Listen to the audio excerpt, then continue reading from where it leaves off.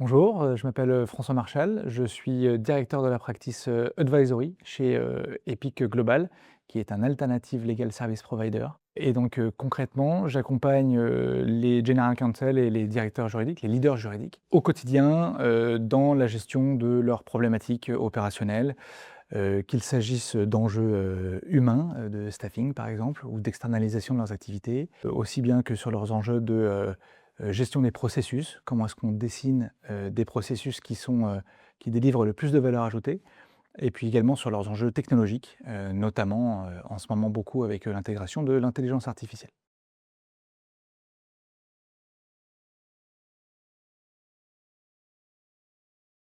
Alors, comment faire, effectivement pour, concilier, sécurité juridique, performance, économique aussi, parce qu'on travaille pour des organisations, et création de valeur, par la direction juridique elle-même ou les organisations juridiques. Ces 3 sujets-là sont effectivement, très en tension, alors que, ils ne devraient pas l'être. Et donc, c'est souvent, cette tension-là, elle est le résultat, de ce que j'appelle un operating model implicite. C'est-à-dire, cet héritage, des, allées et venues de juristes, dans une direction juridique, l'héritage, qu'ils apportent aussi en termes de, façon de travailler, en termes de technologie. Et donc, on en vient à avoir un petit peu un patchwork décousu de, bonnes pratiques, ou moins bonnes pratiques d'usage, technologique ou pas. Et ça finit par, créer un système qui, n'est pas perçu comme étant, solide et efficace. Et donc, on va se retrouver dans ce jeu de tension entre, des bonnes volontés qui vont essayer de courir après une certaine sécurité juridique et d'autres personnes qui, peut-être aussi parce qu'elles ont plus d'appétence pour, la sensibilité business, qui vont essayer, elles, plutôt de satisfaire le business, au risque d'être moins rigoureuses dans, l'approche juridique qu'elles ont de leur dossier. Je pense que, il y a 3 leviers, on pourrait en choisir plein, mais moi je vois 3 leviers, sur lesquels on peut décider de jouer, plus ou moins, selon l'un ou l'autre, pour essayer de concilier ces 3 impératifs. Le premier, c'est le tri par la valeur. C'est-à-dire arrêter de courir, quoi qu'il en coûte, derrière des sujets, qui, ne présentent pas forcément le plus fort intérêt pour, l'organisation, qu'on est censé servir, qui peut-être ne répondent pas aux risques les plus importants pour, notre organisation. Et donc, faire, cet éloge du pas de côté dont je parle souvent, essayer de s'arrêter et de définir ce qui, ce quels sont les plus gros risques pour notre organisation et donc quelles sont les zones sur lesquelles on doit plus prioritairement se concentrer. Je pense que c'est déjà un des moyens, de concilier, sécurité juridique, par définition on répond à un risque, performance et puis, création de valeur, puisqu'on est là où on est attendu. Le deuxième levier, à mon sens, c'est aussi capitaliser sur la donnée. C'est-à-dire qu'on est dans une, société où de plus en plus à l'ère technologique, et j'en parlerai après, hem, on génère de plus en plus de données, d'activités et cetera.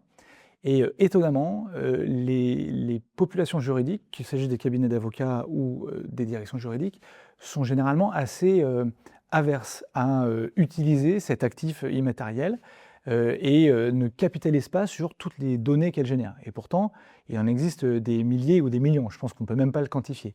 Un contrat est une donnée. Les clauses d'un contrat ou les niveaux de responsabilité dans un contrat, ce sont des données qu'il pourrait être pertinent d'utiliser pour mieux piloter, son activité. Et donc après le tri par la valeur, commencer à réfléchir à comment utiliser les données qu'on génère et qu'on a générées depuis des années pour essayer de trouver, des grandes tendances ou, des schémas, des patterns comme on dit en anglais, ça permet d'aider à prioriser encore une fois davantage le travail juridique sur, les enjeux qui le nécessitent le plus. Encore une fois, combien de juristes, ont travaillé sur, des contrats, qui faisaient des centaines de pages, mais dont l'objet, portait sur, de l'achat de matériel informatique, sans risque particulier. C'est pas parce que le montant du contrat est très élevé que le risque associé est très élevé.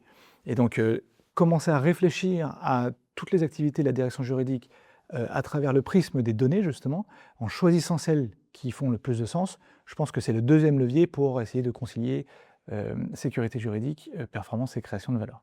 Et le troisième levier, il me semble que, et c'est très important et surtout, à l'ère de l'intelligence artificielle, c'est de travailler sur la gouvernance. Les directions juridiques, très principalement, le positionnement des cabinets d'avocats est un petit peu différent, mais les directions juridiques, sont par nature, immergées au cœur des activités d'une entreprise. Elles, sont censées, travailler au service d'une entreprise et de la mission de l'entreprise.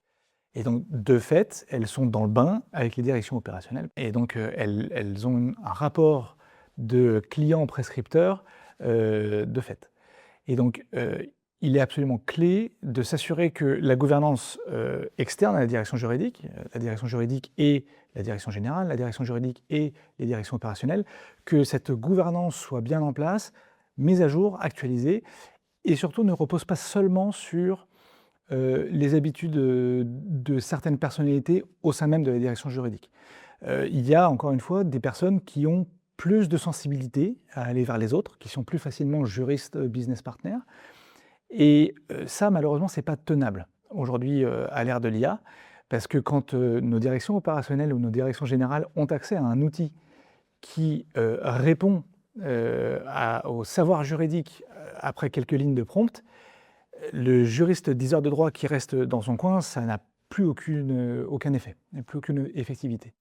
Et donc, c'est là où on voit que la gouvernance et derrière la gouvernance, les relations entre les gens ou les équipes entre elles, c'est là que se crée le plus de valeur et même oserais-je dire, la valeur, de la façon la plus pérenne possible. Et donc, à mon sens, avoir une gouvernance qui est solide, à la fois donc direction juridique et direction opérationnelle ou direction générale, mais aussi au sein même de la direction juridique pour s'assurer que, les partages des bonnes pratiques, se font bien entre juristes, que des juristes qui travaillent, avec la direction des achats, échangent avec leurs collègues qui travaillent peut-être avec la DSI. Parce que peut y avoir des intérêts ou des angles morts qu'on ne voit pas et qui méritent d'être partagés. Cette gouvernance-là, elle est au cœur, je pense, de, cet enjeu de conciliation de sécurité juridique, performance et création de valeur.